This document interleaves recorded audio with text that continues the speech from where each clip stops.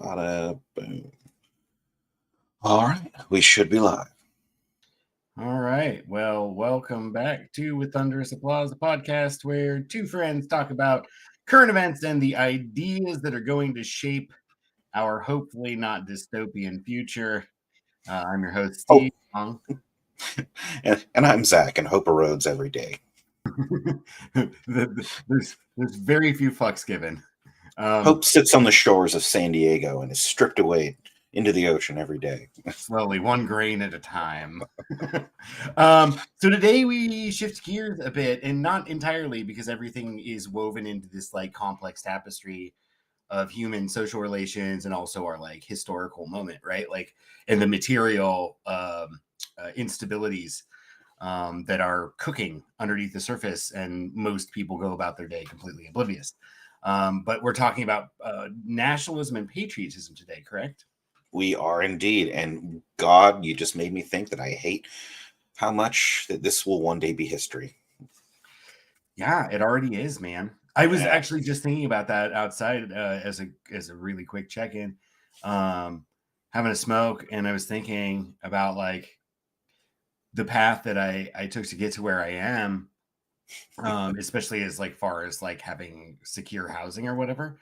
It's like, oh yeah, I was in Afghanistan, and then I was like, does that make me morally like bankrupt or compromised because I Reprehensible. decided to do that while also being an anti-imperialist and like, you know, being generally anti-war? And then I thought about it and I was like, no, bro, like troops had been there since like the US had a presence there since like before, or like when I was a freshman in fucking college.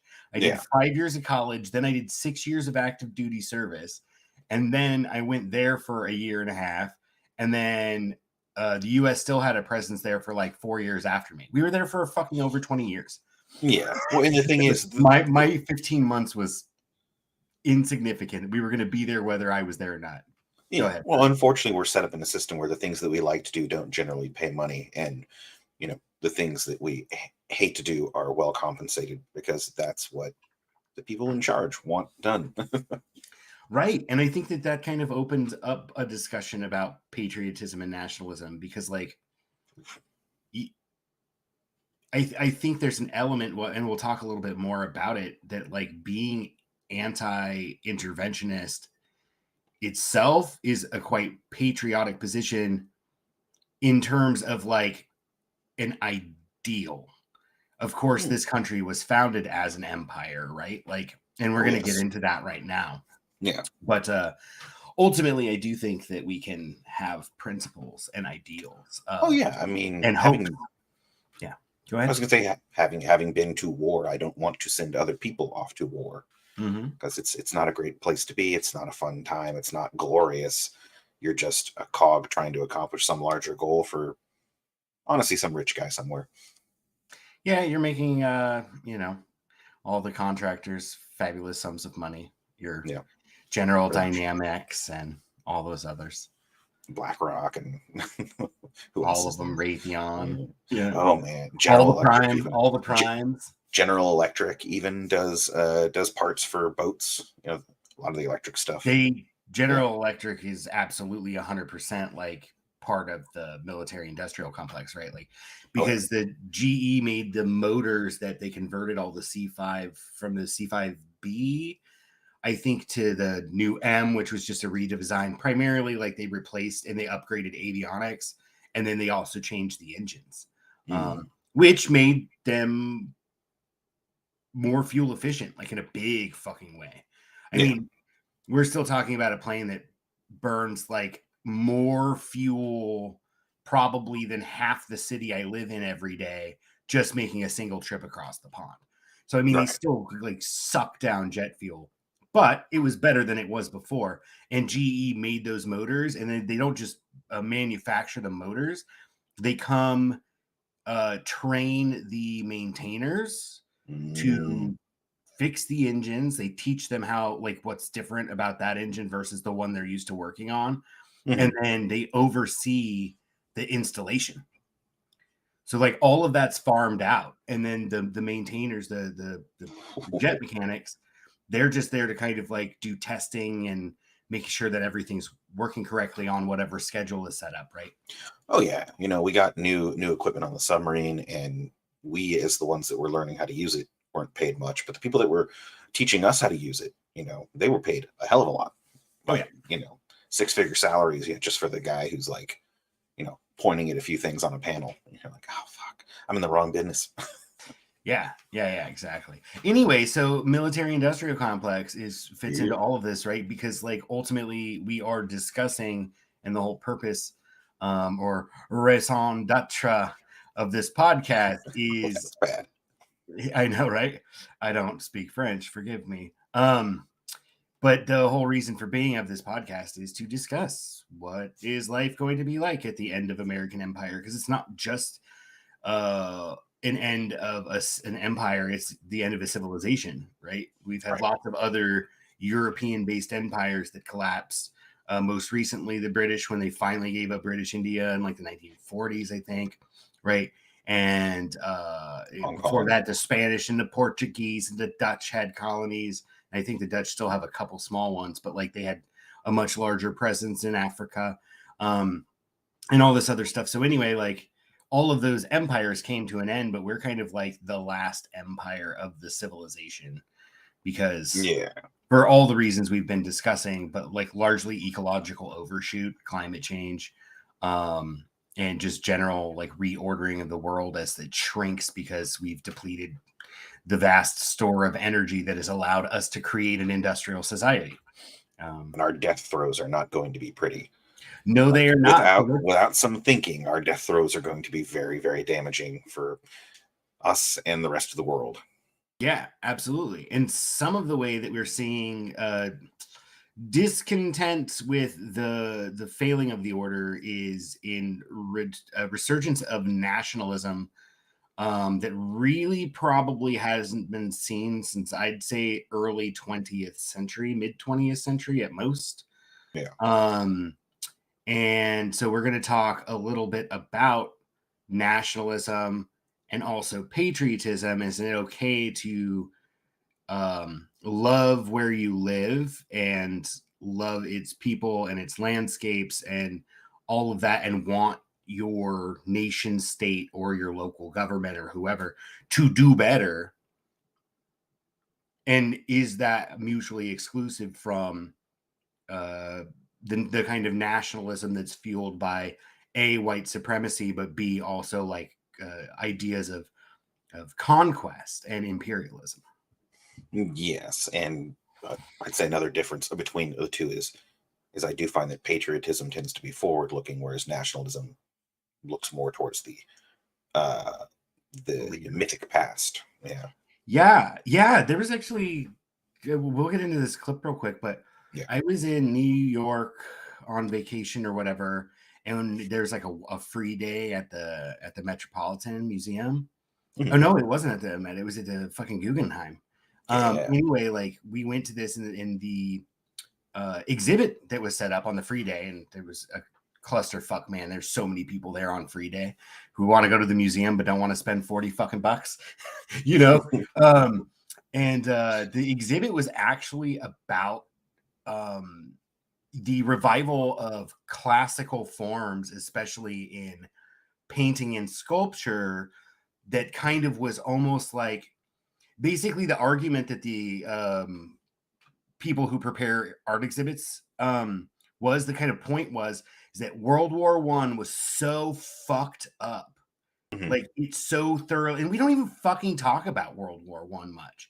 Like it's a footnote. And the Japanese in World War II, and that's part of the mythology of nationalism, right? Right. You want to talk? You don't want to talk about when people just massacred each other in fucking holes in the ground, right?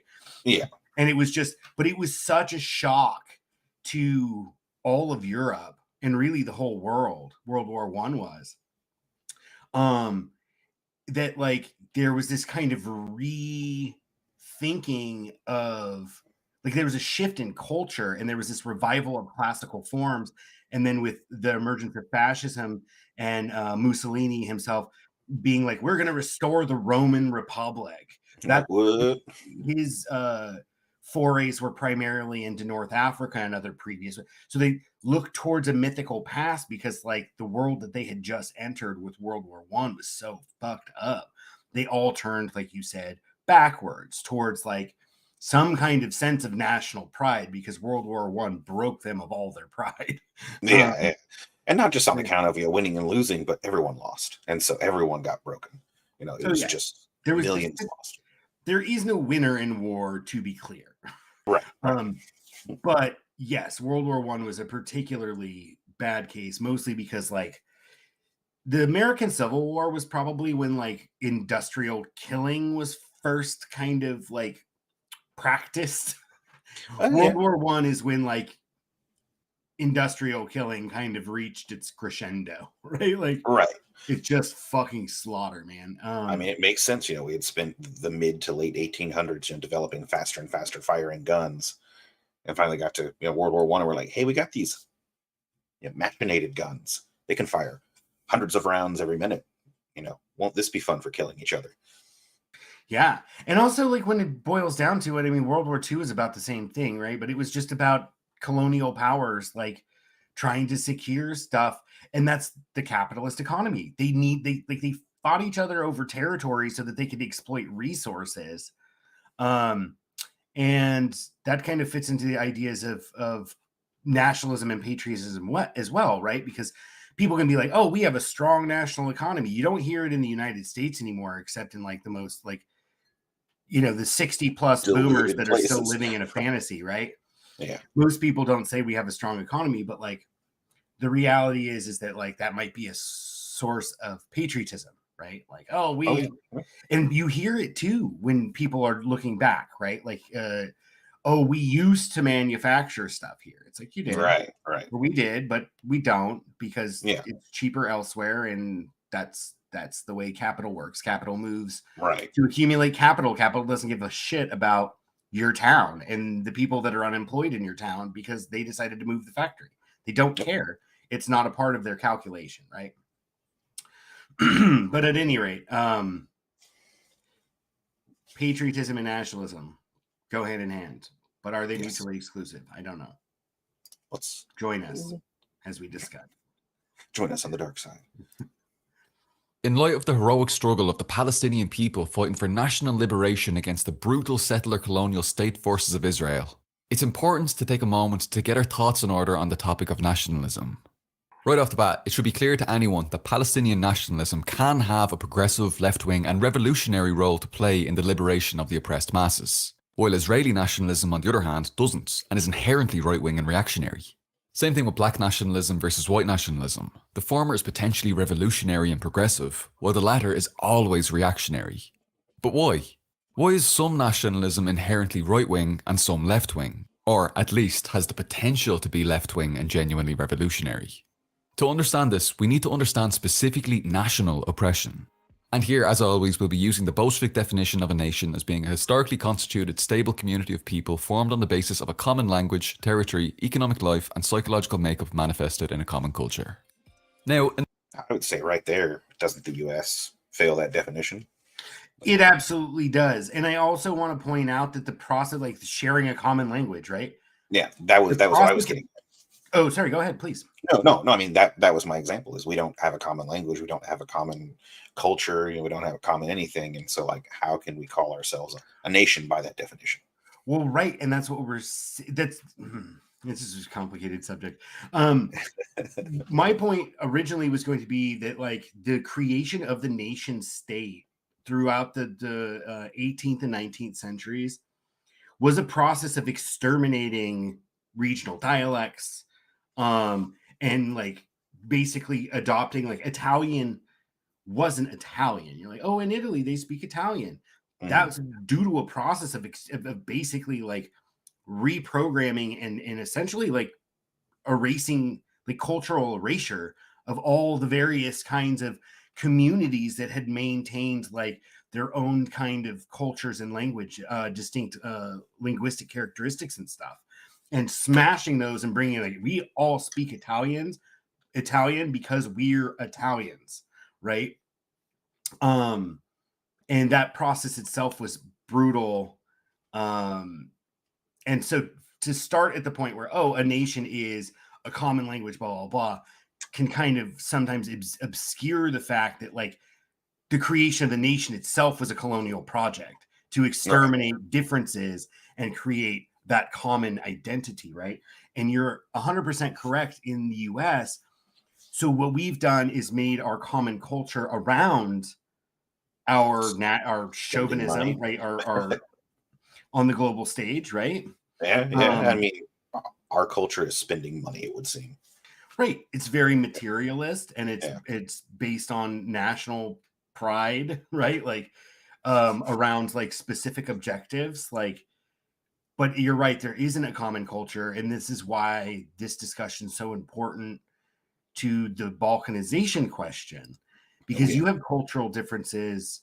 Some of them are much older, like the American South versus like New England, right? There are legacies of plantation slavery, the plantation system in the South versus like the kind of like weird religious communities that wound up founding most of New England and kind of having these kind of almost egalitarian forms of democracy, right? The whole like town meeting kind of style thing that's a lot more prevalent in New England than it is elsewhere in the country. So you do have these subtle differences.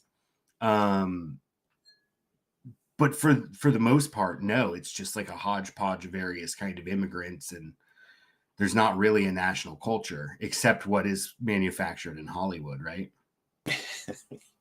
Pretty much, yeah. Like we get told what our culture is rather than developing it naturally. Because when we try to develop it naturally, there's too many divides.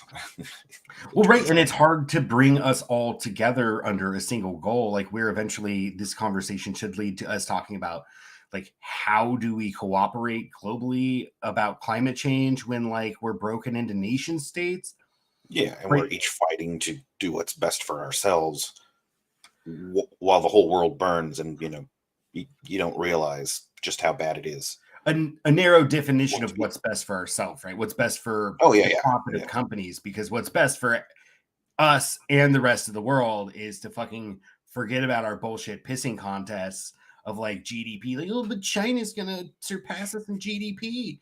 Like, good. That shouldn't fucking matter. Like, the only thing that should matter is like sequestering as much carbon as possible as quickly as possible, right? Like, at any rate, I guess the point I was making was that like that itself is the creation of the nation state itself is like that. And I'm not sure with Palestinians, it is probably more so a shared language and common culture. But generally speaking, most senses of shared identity have come through brutality.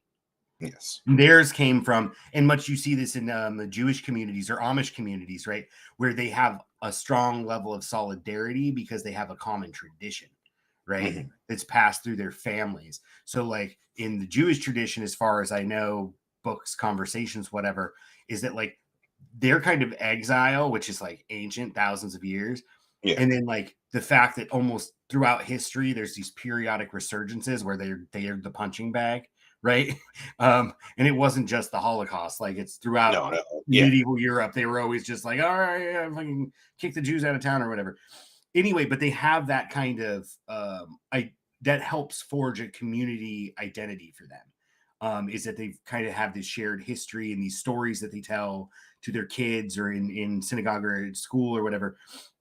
And it's probably similar with the Palestinians, right? Like, oh, my grandfather's grandfather built this house. Like, I'm not moving, right? Even if, even if it's being forged under like those conditions, it's like we have a common culture because we're oppressed, right? Yeah. Similar with like you say, Black and brown and indigenous folks coming together in the civil rights struggle, right? It's because they're like, well, yeah, I'm fucking an Indian, but like my struggle is your struggle. And then fucking Black folks are like, your struggle is our struggle. You know what I mean? And they're kind of like forging identity as oppressed peoples. So carry on with this clip. It's pretty useful. In the very same way that there are oppressor classes like the bourgeoisie and oppressed classes like the proletariat, there are oppressor nations and oppressed nations. Black people in the US or New Africans are a nationally oppressed people. We can look at the statistics of state violence in all of its manifestations enacted against this nation for ample proof of this fact. While there are indeed oppressive individual members within this nation, as with all others, this in itself doesn't change the principal aspect of the contradiction, that is, principally being an oppressed nation. Yes, Barack Obama sat in the driving seat of the imperialist death machine, but no, that didn't end national oppression and systemic racism, not by a long shot. Likewise, the indigenous peoples all across the Americas are also oppressed nations. The Palestinian people constitute an oppressed nation. And yes, Ireland too is principally an oppressed nation, despite us of course having things easier than the aforementioned groups. Now, as you'll remember from the recent Socialism 101 videos on dialectical materialism and contradiction, one divides into two. Oppression is constituted by one aspect that is oppressed and another that is an oppressor. These two forces exist in dialectical unity, struggling in opposition. And so it is with national oppression. Where there are oppressed nations, there must be national oppressors. That is, oppressor nations wherein the principal aspect determining the nature of these nations is that of being the national oppressor. Examples of these national oppressors include the major capitalist imperialist powers such as the USA, the UK, France, etc. These are bourgeois capitalist imperialist powers to their cores, the greatest national oppressors in existence. As such, waving the flags of these powers, both literally and metaphorically, supporting these bourgeois capitalist imperialist states with nationalism rebranded as the friendlier sounding patriotism, can be nothing more than blatant national chauvinism that reinforces the subjugation of the genuinely nationally oppressed peoples of the world. Waving the Israeli flag inherently entails support for the subjugation of Palestine, as the project of Israel is, by its very nature, a settler colonial project that necessitates the appropriation of Palestinian land and the national oppression of the Palestinian people. Likewise, the United States of America has been a bourgeois settler colonial national oppressor from its very inception, being founded on the genocide and displacement of indigenous peoples and built on the backs of African slave labour. From its very start, George Washington described it explicitly as a nascent empire. So waving the American flag at its core means upholding empire, both in the classical sense of imperialism as well as modern capitalist imperialism. It means upholding white supremacist settler colonialism and the subjugation of the oppressed nations within the confines of its territory. It means upholding the continued colonial occupation of places like Guam. It means upholding the countless war crimes and atrocities that have been committed under this flag, the atrocities of the most brutal and vicious imperialist death machine that's ever existed. That is to say, there is no possibility for a Oh wait, sorry, unpause. Last statement. Okay. left-wing or progressive nationalism of any kind with national oppressors such as these. That's where it pauses. Sorry, buddy. I knew it was close. I've got my notes. Oh, thanks. I did want to say, like, I'm not entirely convinced this is not anarchist leak. I just want to say that. Anarchist leaning. Leek, Leak. like the vegetable, the leek. Oh, There's a fucking TikToker called Anarchist Leak. And all he does is like fucking talk anarchist and socialist and communist propaganda while he's just like filtered over and he looks like a vegetable. okay. And so it's just, yeah, that's it. He just, talks He's about fucking communism and anarchism and shit while looking like a vegetable. It's actually pretty cool. His shit's pretty good. He sounds I've been on like him, TikTok and forever. that's my own prejudice, right? Because I was like, oh, all Irish people sound the same, right? Of course, most of my blood is Irish or Scots Irish. There were so many of us, and that's what we did. We had to flee the oppressors, right? Like our ancestors did, at least.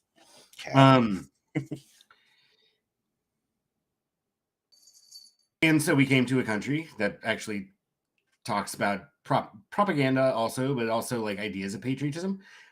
My ancestors came to a place. I don't know exactly their thought process, obviously, because I wasn't there and I don't have any letters. Yeah. But you can assume that they're like, oh, there is this place that we can have these opportunities, etc., so forth. And so that's part of the branding, I guess, right? Like the U.S. Right. is like, this is where you come when you want to make it on your own, obscuring the the dispossession of the land and the building, the basic infrastructure of a nation on slave labor. Yeah. I mean, for most people, they had that concept. They were proud. They wanted to come here and make it, right? Go ahead. Yeah. And a little bit less obscured in many cases, for the early people heading west, it was like, hey, go take it from the Indians and it's yours if you can hold it. Yeah, precisely. And there are people like that, right? Like, I don't, not mine. My family, got here pretty late. Yeah. My mom's parents in the late 1800s, and my biological father's parents, at least, like, he was first generation. They came after World War II. Oh, okay. Yeah. Yeah. So, it's fairly recent arrivals in terms of that. Well, your ancestors took this land from my ancestors, and my ancestors. I assure you, they did not. Because my ancestors were poor as fuck, and they did everything they could to get out of a place where they were also having their land stolen and being forced to work under slave conditions in British factories or whatever, right? Like, by the time the Irish came over, like, pretty much we had already pushed all the way west, right? And we're just setting up the railroads at that point. Yes and no. I mean, there were waves, right? Like, so a lot of Appalachia is like Scots-Irish, that were a lot older, right? Came a lot earlier. But the big wave of Irish immigration, which my maternal family came from, was the West was already closed, right? Like, it was 1890, 30 years past the Civil War. The fucking Transcontinental Railroad had been there for a while. Like, there wasn't a lot left going on as far as like land theft. It's pretty much all been stolen by that point. So not to say it makes it right. I'm just saying there were ideas of that's kind of around that patriotism and that nationalism, right? Like, I would say patriotism more so than nationalism, right? Of being like, hey, this is the land of opportunity. I'm going to take myself from this really crappy situation and move to a place I've never been based on shit I've seen, like ads I saw in the newspaper. Yeah. That's the funny part, is like, it's all based on word of mouth and print. Like, that's some balls right there. Yeah, there was what's his name? Horace Greeley. He was the publisher of the New York Post or something. Don't quote me, man. Like, it's been a while since I read anything about that. But I think his name was Horace Greeley, and he was kind of like one of the big names in journalism when like news companies like became a big corporate business. Instead of just being like a means of communication, like it became like a culturally important institution, right? And he was the one that was coined the term, or was quoted saying, "Go West, young man." But that's what they did. They'd get these like speculators that went out and staked land in a spot and like got a title because they knew a senator, or their like cousin's husband was a senator or some shit. And then they get a fucking title to a land, and then they work with the newspaper guy to be like, there's all this opportunity out there. Come to these spots and like advertise it. And then of course there's all these fucking vultures being like, we'll get you there. Like, basically old school coyotes, and right. Like, just like, pay us and we'll take you out there and make sure you're safe, which was, they didn't fucking know that. And they die of dysentery. Yeah, exactly. Died of dysentery trying to cross the fucking Missouri or whatever. And then at any rate, that's how they did it. And then they just speculate, and they'd carve up a bunch, subdivide it and carve it up, and then make a fuck ton of money. Just a fuck ton of money. That's why they did it. But yeah, the newspapers were really important. But yes, Horace Greeley, New York Tribune. Yeah. Tribune. Maybe it's a defunct paper that doesn't exist. I thought it was. I think that's what it was. Yeah. Oh, you looked it up while we were talking? Yeah. Told you. My memory's pretty sharp still. Even though I rolled a cigarette earlier today, and I fucking took a couple drags off it. I was like, oh no. There was still like a pile of fucking bud on my rolling tray, and I accidentally like rolled up a bunch of bud in my morning cigarette. And I was like, I don't smoke this early. Oh no. I usually just smoke pot at night. At any rate, I'm fine. I'm a little closed-eyed, but it's okay. Anyway, cool. So we have a basic foundation. What do you think an anarchist leak or Marxist Paul, I think his name is? Yeah, Marxist Paul. Yeah. So how do you feel about that definition? I may have jumped the shark on that a little bit, talking about like kind of like those oppressed nation kind of things. Well, yeah.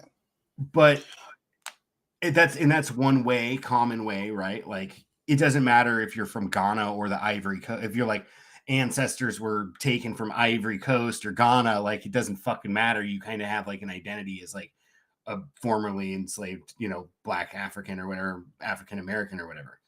Right. Or former descendant of slaves. I forget the term they like to use now, but or the academics use. But anyway, you know what I'm saying. They have a common identity as Black Americans because they have a common experience. It doesn't fucking matter where their family came from or what tribe they were from, because all of that was fucking stolen from them, right? Right. I was just gonna say, yeah, none of it matters because it's all been, beaten out of them over the years.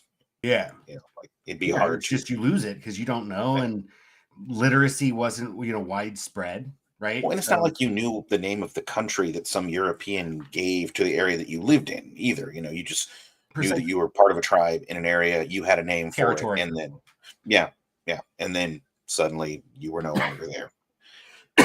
Pardon me. You probably had a hard time finding it. Yeah. Excuse me. Water kind of tried to go down the wrong way. That'll kill you. Yeah. Yeah, I thought that was actually a really good definition, and I like how he prefaced the idea of like, can nationalism be a left-wing thing? And I think kind of his conclusion was, if you're an oppressed minority, then yes, Black nationalism can be a left-wing thing, right? Because otherwise, and it's not based on a nation, like an oppressor nation state. You don't see a lot, and even on military installations, you'd see these guys coming into work in their pickup trucks. They got a big fucking American flag on the back of the, the gate on the back of the pickup, and all this shit. You didn't see that shit on fucking Black and brown people's cars, dude.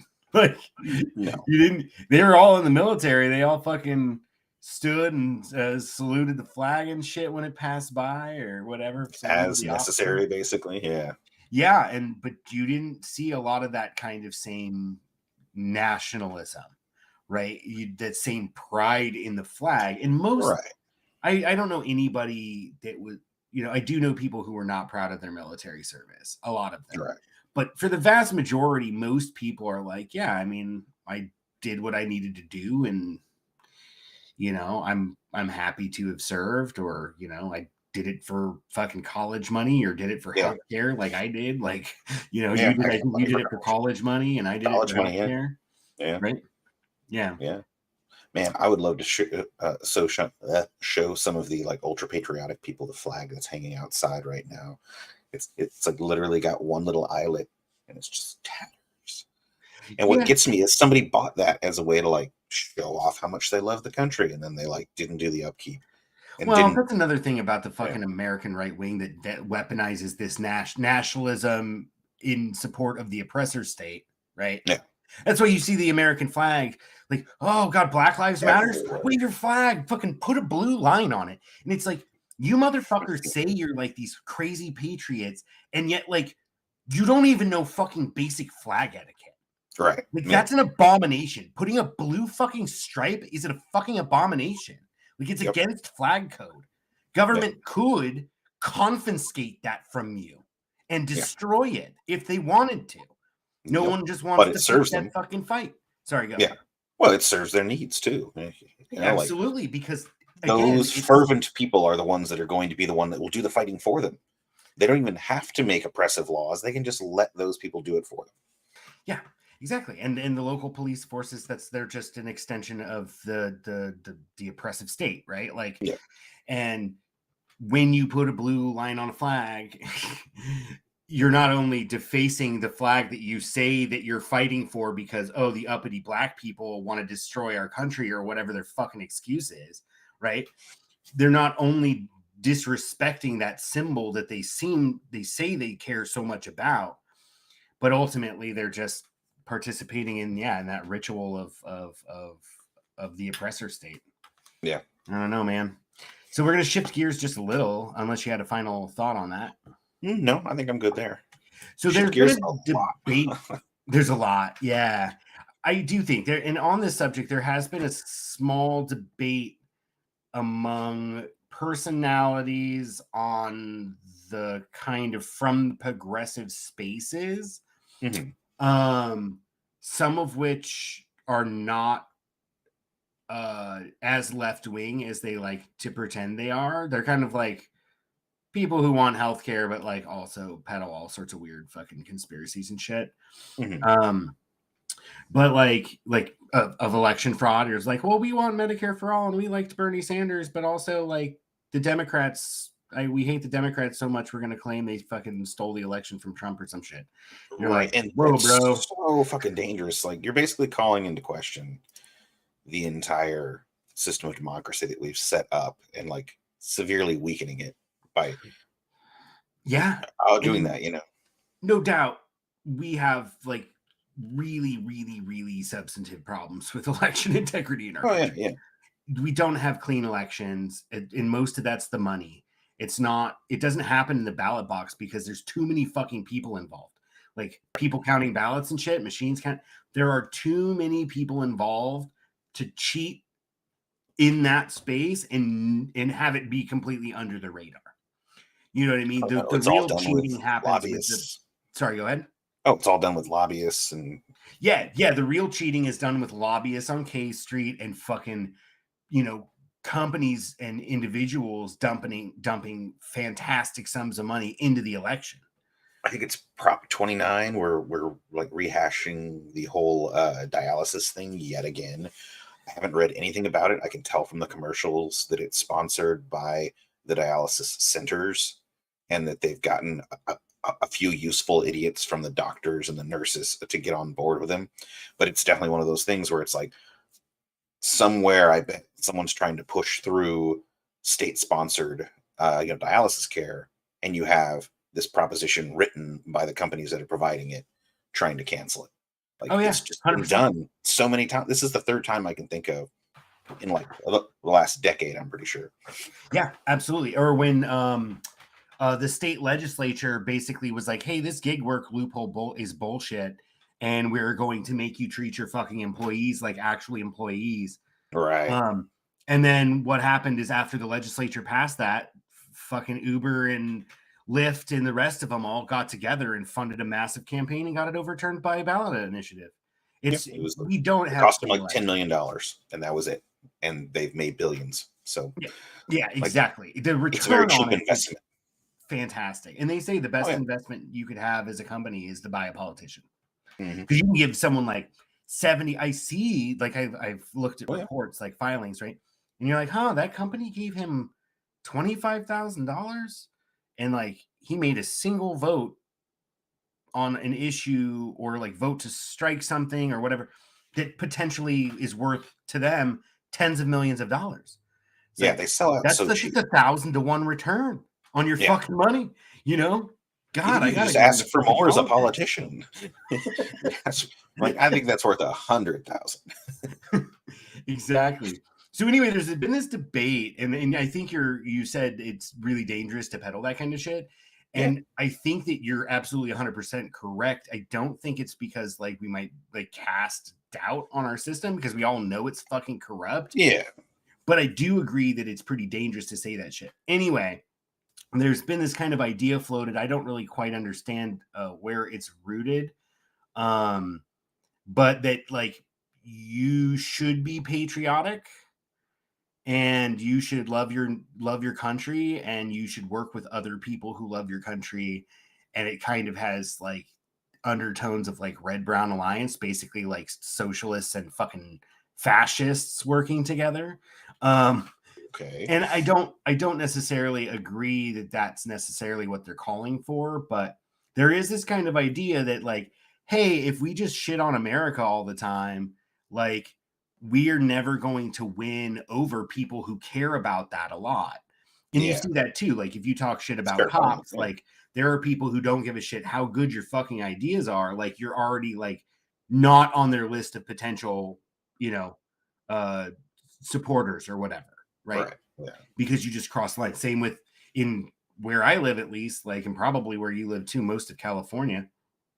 If you say anything in favor of like not having cops break up fucking homeless camps because it's a brutal practice, like you're automatically a homeless lover and they will never ever consider anything you have to say, even if you're like, hey, I have this way that's going to save a whole bunch of money and we can put more money into fixing roads. They're like, don't care. You love homeless people. Well, it's not about that. Why fix the roads? Just get rid of the fucking homeless people. That's the biggest problem we have, right? Sorry. Yeah. Well, no, it's not about actually doing what's good for them. It's about shaming and putting the fear of being like them into everyone else. Like the homeless serve a very useful purpose. They keep us afraid. And so like when you, so you beat up a few homeless people, that's just a nice reminder that, hey, you should keep working that shit 9-to-5 job you got. Yep. You should pick up a second job if your rent went up because you don't want to get your fucking head busted in. And that's why they also exaggerate. Like they're like, oh, homeless people, they just commit all these crimes against each other. It's like, well, first of all, like if you're talking about like petty theft, I'm sure that shit happens all the fucking time, right? Someone has something that you think might be useful and you just take it when they're not looking, right? Like someone stole my lunch at work one time. Still angry about it. Yeah. They stole your lunchbox? Right. No. I had like stuff for making sandwiches. And I just put like at the beginning of the week, and someone stole like half the fucking meat out of it, like by Wednesday. And I was just like, "Are you fucking here? Did you look in there and think, that's mine?" Like, you should have put it in like a zipped container or something, and then that way. I did. It didn't matter. It was all in one big bag. They opened the one big Ziploc bag, took out things, made a sandwich for themselves, and put it all back. But it must have been a huge sandwich. I'm still fucking angry about that. All right, so we're going to talk a little bit about this kind of debate that's been happening, and like, do we kind of like seek that common identity that's necessary that's part of that definition of nationalism, right?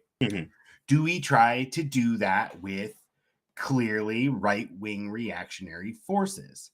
And so this clip is Left Reckoning, which is Dave Griscom, and that's Matt Leck. The other guy is Matt Leck. I actually used to one of the only channels I ever supported on Patreon was Left Reckoning, because they have really, really substantive conversations. Like they really fucking do. And I might have said this in one of our first podcast episodes if we showed a clip of them. But Matt Leck is like, he's just a fucking shit lib. He's not the poster boy, but his best friend Sam Cedar is the poster boy of like arrogant, smug, fucking New York liberal shit lib. Like, and so I'm just like, sorry, Dave's from like, I think Austin or somewhere in fucking Texas. He mentions Texas in the clip. I think actually Matt Leck might be from the Midwest too, and he's not from New York, but he's just a shit lib. Dave's a little bit more. Who's the one with the long hair? So I appreciate the work that he does. And I'm sorry I could no longer support you on Patreon, but your partner is a fucking shit lib. Who's the one with the long hair? That's Dave Griscom. Dave Griscom. Right there. So did you name it? No. I didn't name it. You're pointing at the screen. I'm pointing at the screen. Yeah. Dave. I see. Okay. Yeah. In my dashboard, it's all rearranged. Yeah. But anyway, let's play this clip. We're talking about this debate and should we work with can you have a left-wing MAGA? Let's find out. But this MAGA communism thing, Jesus. It's this idea that the radical left can and should align itself with the Trump movement to take down the establishment. And y'all, that shit is just flat out wrong. First of all, let's just start at the most basic. Well, there we go. No. Basic level. First of all, the Trump movement as it currently exists today represents one of the most establishment and elite formations in American politics. Let's just look at who's in the Trump movement. Donald Trump, a billionaire and former president of the United States. Governor Greg Abbott, longtime governor of Texas, who has overseen a protracted war on workers, women, and immigrants, all while wresting power away from the people in this state. People like Governor Ron DeSantis and Youngkin in Virginia, who have been waging war on teachers. Are teachers the elite now? I could keep going down this list of Republican figures. Be surprised.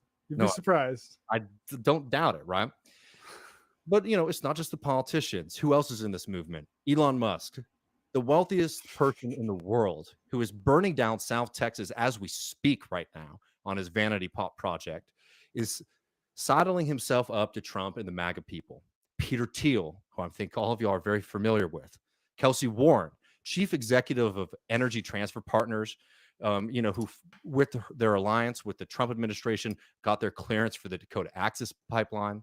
Jeffrey Hittelbrand, oil billionaire, the Ricketts family of TD Ameritrade, hedge fund billionaires like Julian Robinson Jr., farmer billionaires like Robert Duggan.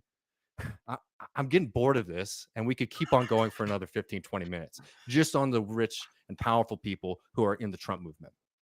Now, look, in America, there are two parties that represent the elite. There's no doubt about this. You're not going to get an argument from me on that. But this is 101 stuff, y'all. You're certainly going to get a lot of that here if you watch Left Reckoning. Again, I don't take the arguments of these fellows very seriously or as really coherent. Oh, Lord in heaven. What about this one? Yeah, bring this up, man. Yeah, although nurses and teachers aren't working class by profession, I'm not denying or downplaying they are facing the same economic issues as the working class. Oh, so they're not the working class if you're saying that. We should be more precise in how we. Yeah, I don't get how the hell anyone would ever get that idea. Like, if you work every day and you don't own capital that makes money for you, you are working class. Yeah, and I think that he's not a very intelligent guy. I stopped watching his shit when he was talking about anti-war stuff, and I realized he was just like watching other people and then saying the same thing as them, and not talking about Jackson Hinkle, and not trying to actually learn foreign policy, geopolitics, a lot of the other complex things. You can just say, "Oh, imperialist powers, capitalist imperialism," all day long, and like. Yes, those are primary movers and shakers in the events that take place, but they're not the only ones. Mm-hmm. It is a complex and often social thing. You see a lot of that with the Ukraine stuff, right? It's like, well, if it's just a matter of us trying to manipulate and coup and then send money to fucking Nazis to fight Russia so that we can deny them basically an absolutely critical military and economic geographic position, right? Like the propaganda, like it needs all the fucking white liberals in California to put fucking Ukraine flag bumper stickers on for that shit to fly. And so it's not just a matter of capitalism and blah, blah, blah, blah. I mean, it is, but like there's also like it's really like complex social things going on. And yeah, it's propaganda and manipulation, et cetera, so forth, but you can't just deny those or ignore those in the discussion. And so you're saying, how could you work and not have capital assets that make money for you and not be working class? I think you're right. I think that the guy's just not very fucking intelligent. And what he's trying to do is drive a wedge. Yeah, he's trying to create a divide. Well, drive a wedge between the professional managerial classes, like not real working class. Right. And in some ways, it's correct. I would consider myself in the professional, or used to be in the professional managerial class, right? Mm-hmm. Like, made good money, had a very unique job, doing all this stuff, very kind of high end, only basically dealing with fucking rich people because only rich people can afford to spend $150 an hour for their hobby. Mm-hmm. I mean, not super duper like fucking Elon Musk wealthy, obviously, but like people of means, right? Yeah. Wealthy enough to afford a plane. And that was a professional managerial class, but you'd be hard pressed to fucking convince me I wasn't working class when I'm like, fuck, I don't want to work this much. And the company's like, suck it up. Yeah. I'm like, no, seriously, I don't want to work this much. And they're like, fucking, we need you there. We're going to call you on your fucking day off because someone was drunk and didn't show up and we still need to do this so we get paid. Like, you're going to be there or you're on our shit list on your day off. Like, they fucking own you. And so you can't say exactly. Anytime there's someone above you, you are working class. Right. In the nurses, like teachers, especially, dude, we had a discussion. Wasn't it our last podcast? We were talking about podcast was education. how little they're paid. Fucking little they get paid. And I was just like in shock. I was like, bro, the McDonald's across the street from the high school is starting at 16. Yeah. State minimum wage hasn't reached it's by law 15, but I think it's not till next year. I believe it's 15 if you have more than 100 employees. It's 14. Oh, it's already 15, and then mom and pops are being phased in. 14. Yeah. I think their mom and pops aren't until 2024, I want to say. So there's another couple years before mom and pop shops are at $15 an hour. And McDonald's is starting at 16 because of labor shortages, obviously, which we talked about here, right? Also talked about, but they're fucking being a substitute teacher. What's that? Just look at those old videos, everyone. Yeah. You got to do the little pop up here, and you'd be like, "You can check out the video here." No, I got to figure that out. No, but they're starting at 16, and I think I was saying like last week that's about what a substitute teacher makes. Yeah. No, it's actually they make less than that because they pay them a per day fee, not a per hour fee. Right. And so if you expect a substitute to put in a 7, 8, 9 hour day, then you're actually getting paid like $12 a fucking hour to do it. And you can go across the street to McDonald's, and they're like so desperate for fucking people. They're like, we will let, like, they painted it right on the fucking window. Flexible hours, scholarships. So the McDonald's set aside probably millions of dollars to provide some college money to some of their employees, right? To make it easier. So it could be a job that a college student had or something, and they'll stick around because they want that benefit while they're going to school or whatever. And then also flexible hours. Like, we'll actually let you negotiate when you come in. We just need somebody to be able to come in. We'll and I'm sure that we can cover it. Yeah, and I'm sure that, like, you know, there's always they're gonna be like, oh yeah, come in. Oh yeah, you'll only get this shift, and be like, oh hey, sorry, someone didn't show up, so now you're working this shit shift. Yeah. I'm sure that it's just kind of to get people in, and then they'll do what every fucking capitalist company does, or any company does, and that's fucking exploit the labor and do whatever they need to do to make the most money and not really give a shit about honoring an agreement like flexible work hours. Right. And then you just got to in a position to walk away. Yeah, the fact that they're offering it is just fucking remarkable. And the fact that teachers get paid less, substitute teachers at least, get fucking paid less than that and don't have any flexibility because the school day starts at 7:30, right? Yeah. And so to say teachers aren't working class, nurses also COVID. Dude, there were nurses, like, my partner showed me the other day in LA, there was a fucking nurse who, I don't know if you saw this. There was a nurse who fucking was like, I don't know, being overworked or something. And during COVID, nurses fucking got fucked super hard. They were fucking quitting in droves. They make $90,000 a year. You work, 3 12s, and then you get 4 fucking days off. You're working 36 hours a week, making $90,000, and they were just quitting because that's how fucking shitty it was.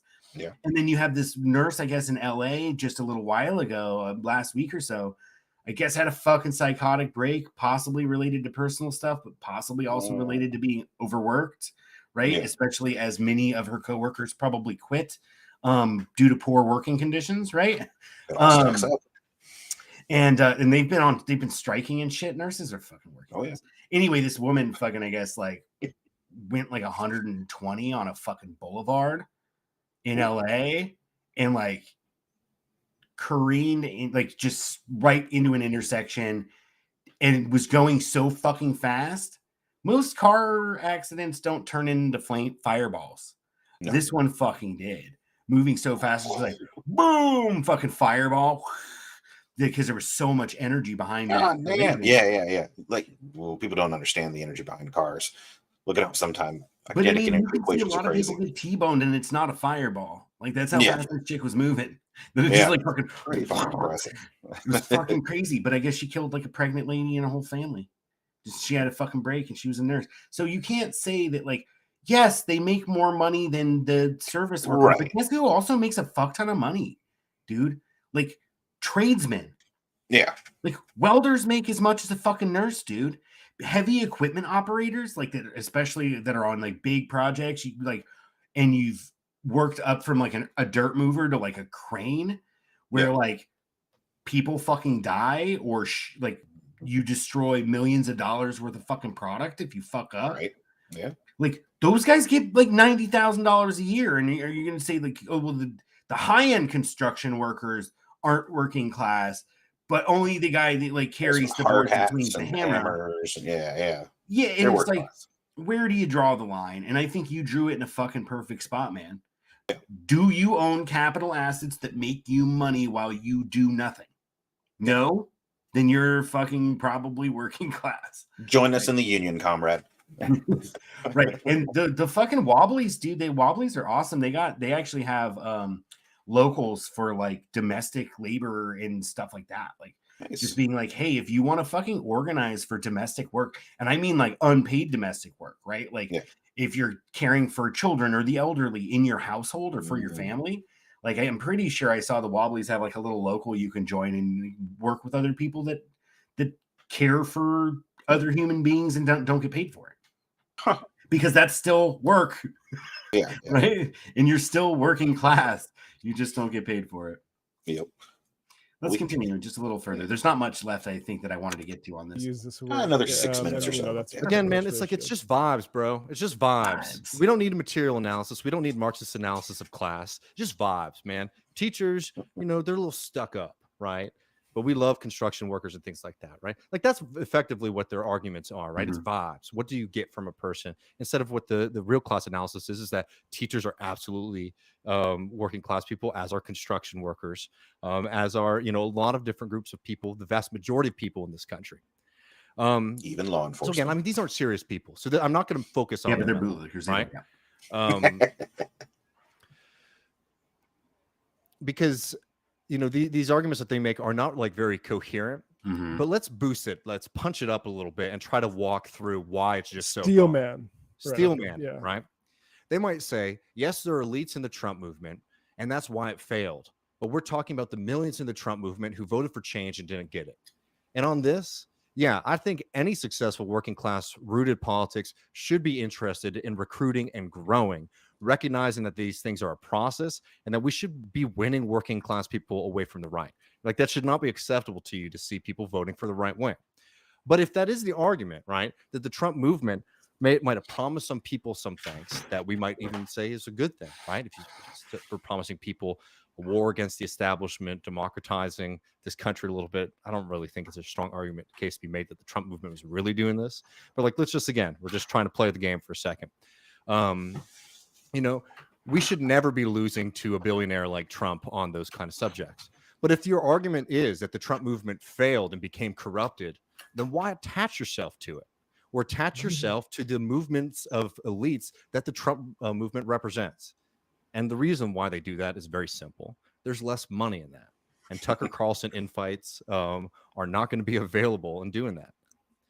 But could I just jump in just for one sort of factual note here? This is exit polls for 2016 election, so not Batty Joe, but Hillary Clinton versus Trump, breaking down by income, just so people can see how people actually vote in this country. And of course, there's a huge population of non-voters, but we're talking about people who are ideologically motivated to vote Republican, being some sort of population we need to appeal to. Under 30,000 income, 53% Democrat, 40% Republican. 30,000 to 50,000, 51% Democrat, 42% Republican. And then you get above 50,000, you get more people voting for Republican but that's every election too. That's nothing new. Hillary wasn't particularly appealing to people who didn't have high incomes. That's just how people vote in this country. No, I mean, totally. And like, that's another reason why this argument is so wrong is that like, there are people in the working class who vote for the right, but this argument really builds off of a kind of fantasy, imaginary America that is not really borne out by the facts or any kind of serious analysis here. But like, let's drop the ulterior motives as to why these people do it, because I think it's very obvious why they do it. Because like, maybe let's imagine someone well-meaning is pitching this. And as we're talking about, because while I think the folks who are pushing it aren't genuine in their motivations, I think there are plenty of people, and I talk to them every once in a while, who find these ideas appealing because they think if you just copy some of the mannerisms and the symbolism, you can create a winning coalition in this country of all of the people who are abused in the society. And then if that's the case, we should do it. And yeah, on our side, what we're trying to do is build a working class movement. And that does mean bringing in a lot of different people. So even if it is true, as Matt was just pointing out, that it's very clear which side of the equation most working class people go, we should also be saying we want to be pulling in all working class people into our movement, right? So this is a project. It's something that there's something worthwhile in trying to pull people away from the right and bring them over to the left. But let's talk about why it's wrong to think that copying some of these mannerisms and symbolisms out there is wrong-headed. One is that argument, as Matt was just outlining, is that Trump represented a winning of the American working class. It's just wrong. It's wrong flat out on the numbers when you look at it. Because if this argument goes, if certain people voted for change and anti-establishment and didn't get it because Trump failed, again, why attach yourself to this movement of losers, social fascists, and rich people? A much better tactic is to say, you know, here in Texas, for example, there are like people who like Trump. Notably, somebody like Greg Abbott, one of the most powerful people in the state, who has been abusing the National Guard. There have been deaths of National Guardsmen and serious losses and pain and suffering by those people and their families because of Abbott's absolutely ludicrous, wasteful, and hateful Operation Lone Star. And what are the National Guardsmen doing? They're taking advantage of the Biden era rules to attempt to form a union of the National Guard. So the answer is very simple. You don't need to attach yourself to the Trumpist bullshit. Support that effort. Plenty of those folks were Trump supporters, but showing the power of a union, the power of solidarity, the power of solidarity to fight back against elites is a much better foundation for building a real working class politics. It's certainly a much more long-lasting and deeper-rooted movement than the hate-filled ramblings of a billionaire from Queens. Same thing goes, for example, with oil and gas workers, right? Who I think would probably fit in the description of somebody like a Hinkle, who is a working class person as compared to a teacher, right? Well, here we argue they're both working class people. And what should we be doing when it comes to them? They have been under assault from Trump-loving oil and gas executives for years. Support their labor struggle, the fight for a just transition, and build a real alternative to this neoliberal hellscape, right? It's just very simple. Yeah. I love that. Just love that word, hellscape. Yeah. I told that to my my therapist once, and she was like, "What's a capitalist hellscape?" I'm like, "Oh, I need a new therapist." It's like, God, my therapist totally fucking understands me when I say that shit. Yeah. I got to get your therapist apparently. Apparently, he does virtual. There we go. I'm on it. Now he does. He didn't before COVID. He still pays for his fucking office, but I guess that's because some of his clients like to come in. They need to sit on the couch and have a cup of tea. Yeah, I'm like, I'll do it via fucking Zoom. I don't give a fuck. Yeah. I mean, there's something to be said for it, you know, that in-person touch. It's nice sometimes. Yeah. So what are you thinking about this? Like, he kind of said kind of the way I think about it anyway. Like, Yeah, but why would you align yourself with people that are like opposed to your very way of life? That doesn't make sense. Why would you adopt their tactics? yeah, I think it's mostly just like, I think the most important thing they get out of that is like this whole like, oh, got to get the white working class Trump voter to like come to our side, and it really doesn't exist. I mean, it unless you does. can find a way. We know lots of people, but like at the same time, that's not where the bulk of it came from, right? Like, and this revealed itself on January 6th, right? With all that shit. Yeah. Who was there? They fucking chartering fucking jets to like fly to DC to fucking read the cap. These are like wealthy fucking people. Oh yeah. That are going and committing fucking treason. And it sucks that journalists get like fucking executed and like, you know, all manner of political prisoners rot in jail. And these people like participated in a fucking full-blown insurrection and get a slap on the fucking wrist. Yeah.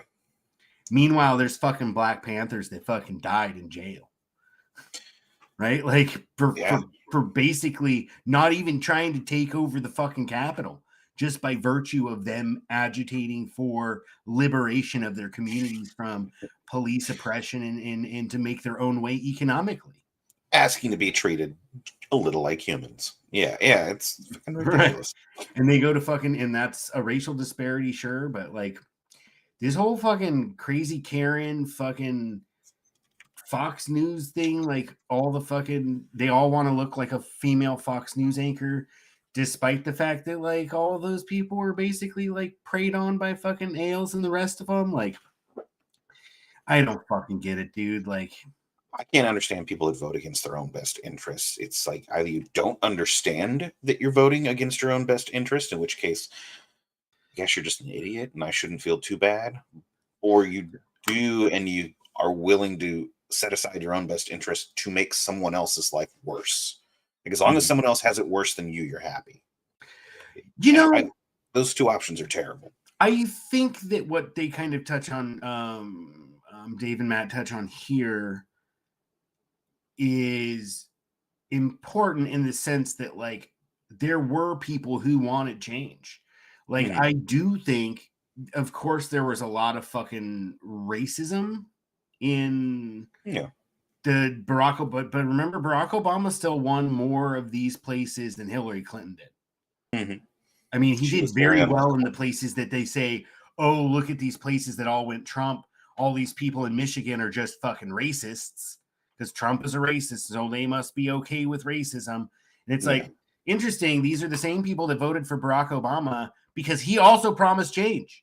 Yeah. Because what Donald Trump said. Donald Trump said, fuck the elite. The elite don't give a shit about you, but I do.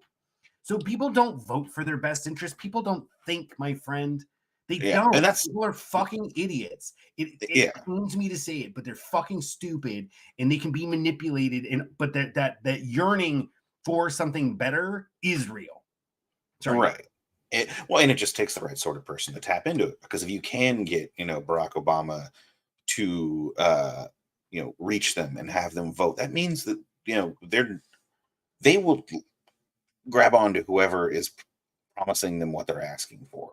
They don't care who that person is, whether they're black or anti-black, like super duper racist. They just want that change. And so like when you have fucking Joe Biden, who didn't promise hardly anything, or Hillary Clinton, who didn't offer very much, like it doesn't matter to them. And so of course they went for fucking, the guy who's like, I'll give you everything you ever wanted, a chicken in every pot, what do you call it? A porn star in every bed.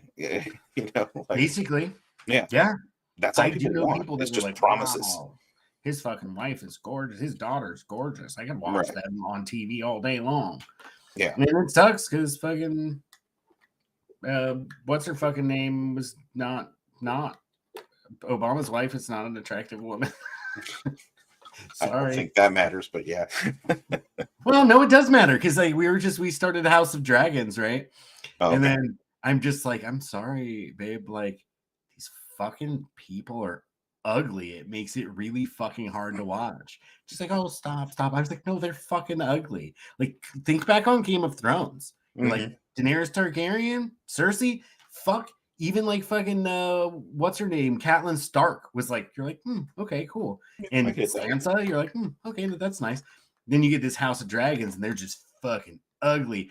And then we watched Andor, and I don't want to go too far off because we're done pretty much with the conversation. So I just wanted to say, then we watch Andor, and then after the first episode of Andor, she's like, you're right, it's a lot easier to watch a show when the people are beautiful.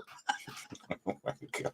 Because the actors that are selected, like Diego Luna is a good looking guy, and and then whatever chick counterpart is in there is good looking also. So yeah, it's not her husband though. What's that? It's not her husband though. No. But no spoilers. He wasn't terrible looking either.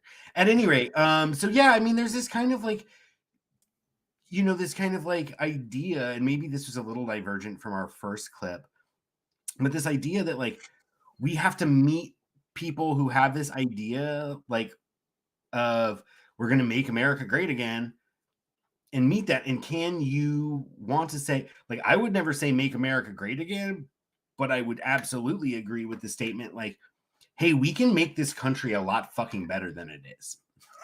You know what I mean? Like, wait. Let me check the letters. Make this country better than it is. No, that doesn't do anything for me. It doesn't do anything. MTC BTII. No. How about just make America great, or make the world great? Yeah. Like, You that's know, what it's and going to the take. kind of America first thing that was rooted, like Donald Trump didn't do anything original. No, not at all. Steve That's been Bannon around is forever. fucking genius. Oh no. People can fucking hate that guy. He's easy to hate. He's as ugly. a political, as someone who can read the political fucking, what is the term for it? Landscape, the writing on the wall, the through lines or whatever. Yeah, put his finger on the pulse. Dude fucking knew his shit. He knew exactly what they needed to do, and that's why they won. And he didn't, and Trump didn't win a second time because that cult of personality built around him was not enough to sustain him. Right? He just pissed off too many people. You can have a bunch of fucking crazy fanatics that are willing to storm the Capitol and commit fucking what should be a capital offense, I should tell you. I mean, I don't believe in capital punishment again, but I seem we almost every week we come up with some reason to execute somebody, even though we don't believe in capital punishment. Even though we don't often call it execution. Oh yeah, we put them to sleep.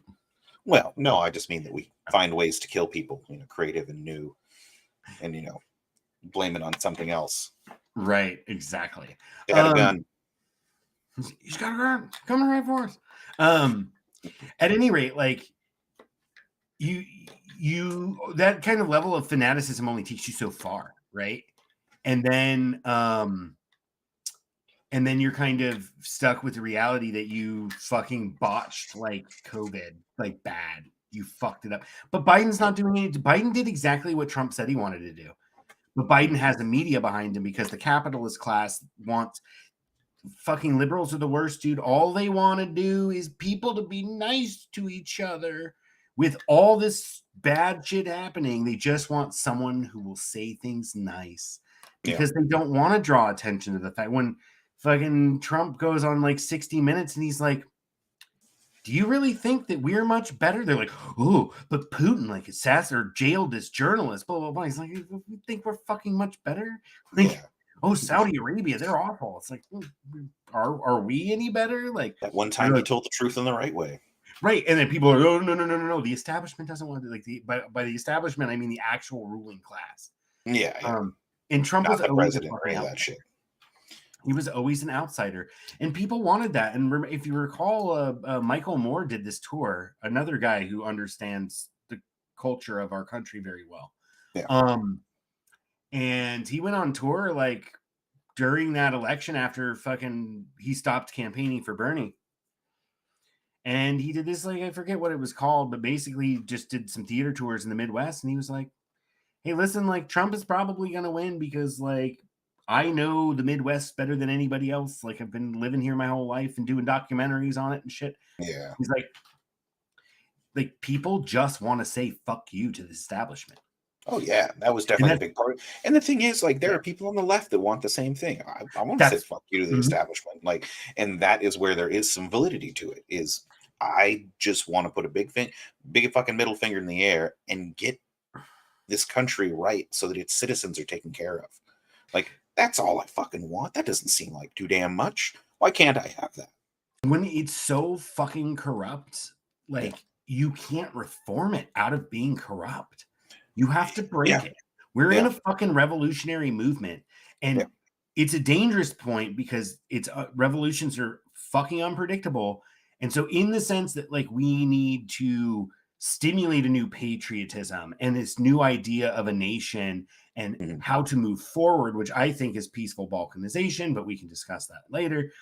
But that's what exactly what Dave was saying was like, they want just basically because some elements of the Bernie Sanders movement are so fucking mad at the political elite that they're like, let's work with the people from the Trump movement who are also really mad at the elite and come together to smash the elite.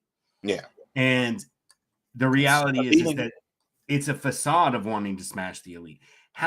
Like, of course, Trump he's just a fucking narcissist, man. but people didn't like him. You know, some people obviously did, but like probably a lot of people didn't like him. He doesn't seem like a likable guy. And so at those cocktail parties in the Hamptons or wherever in whatever, like he probably was not very popular there. You know, he's kind of a loner. And so he was just like, yeah, I could be president. And I don't know, someone had speculated that the whole reason he ran for president was because like Barack Obama like mocked him at some kind of like dinner that they were both at. Yeah. And he mocked him. So he's like, fuck you, I'll be president. Yeah, I could do it. It's not that hard. And then he did. Throw some money at the And then problem. everybody got mad.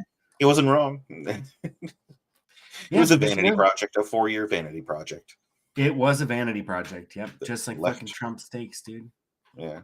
But you Left gotta the put your rest of us fucking name alone. on the steak like it makes the fucking cow any better. Like, are you fucking if the cow only eats the finest grass? No, you just took some cow from the market and fucking slapped your name on it to call it premium or whatever.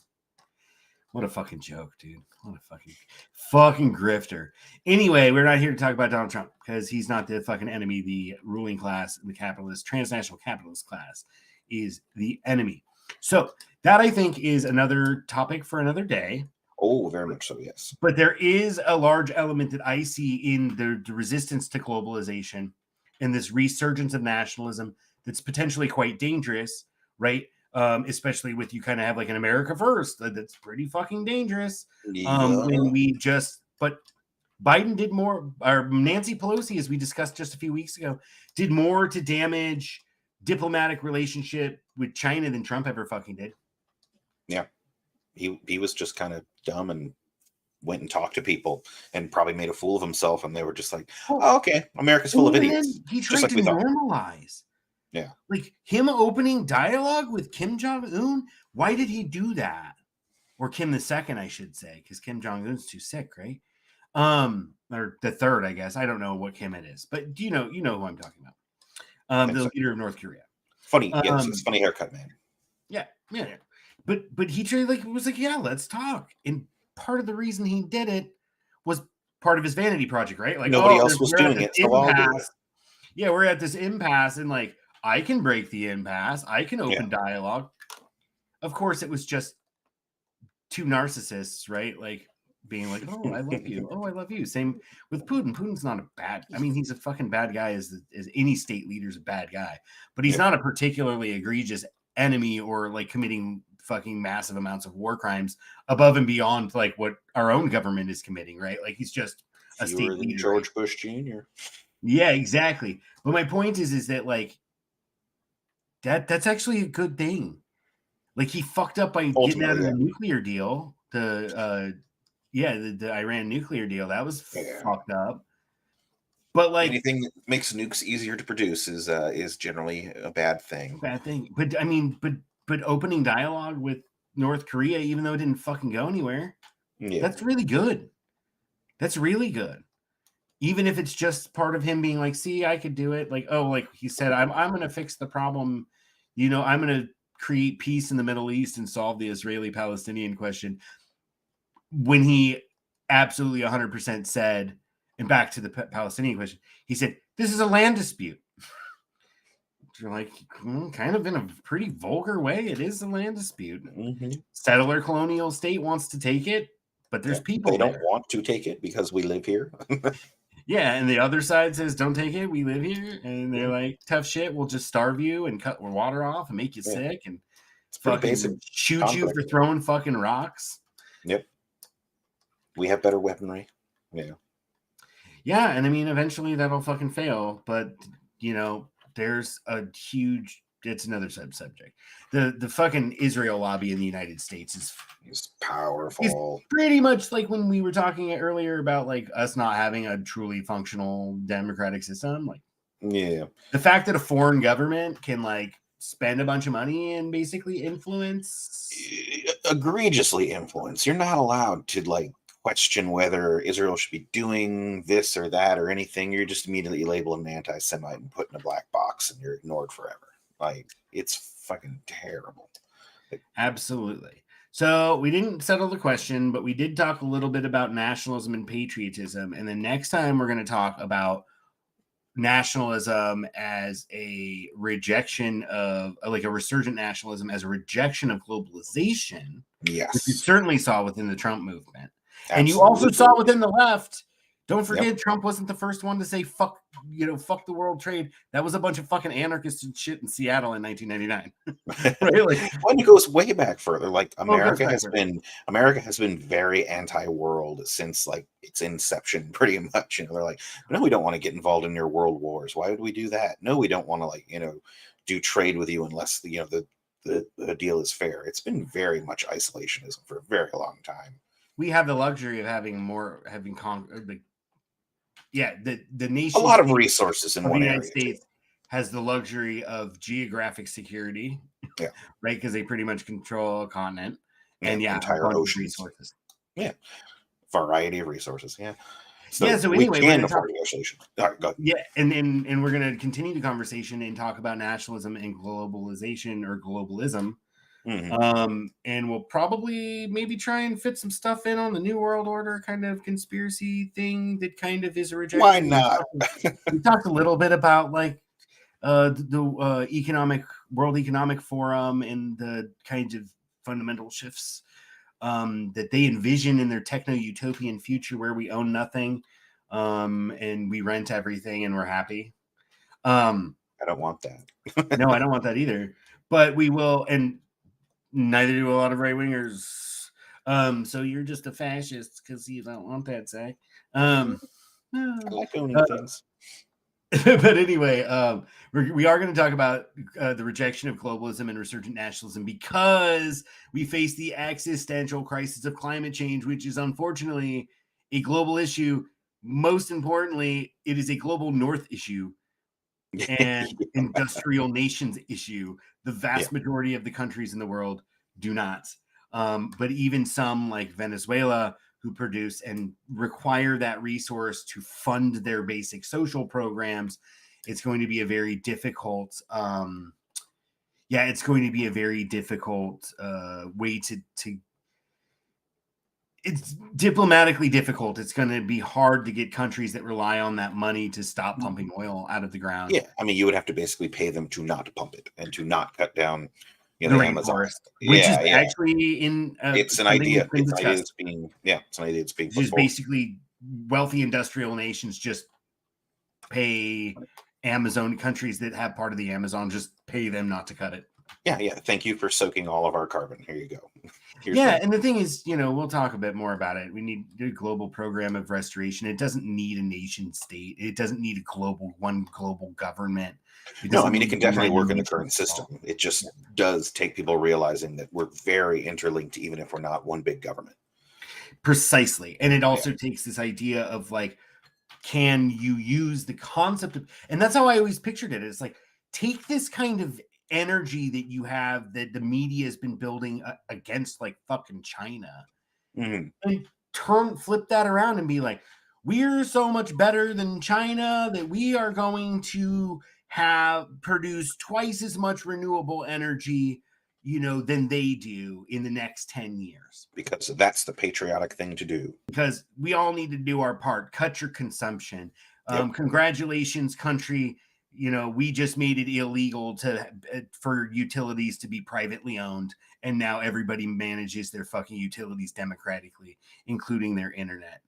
And then Comcast can stop fucking sews their nipple flaps. Oh no, they're not needed those anymore. poor guys. Because they don't exist. I feel bad for the tailors that are going to go out of a job because they don't make those special shirts. It's probably all made in Malaysia. Yeah, Vietnam somewhere. Yeah. All right, bud. That was good. We're going to talk more about this fucking subject. And is there a space for patriotism or nationalism in a globalized world? It's a great question. In a future that desperately needs to avoid using our precious fossil fuel resources that we can't afford to burn anyway, but certainly not wasting them on war. And that's and NASCAR. Just no NASCAR. I'm gonna lose a lot of people with that cruise ship. comment. I'm gonna lose a lot of people with that comment. You're just gonna get that one guy that occasionally comes into our comments to tell us that Fuck fucking that guy. Joe Biden's a fascist. Yeah. He's just gonna write like fucking, 10 paragraphs about how NASCAR is like an American tradition and shit. Nuclear powered cruise ships. Okay. Problem solved. Problem solved. No. Convert aircraft carriers to cruise ships.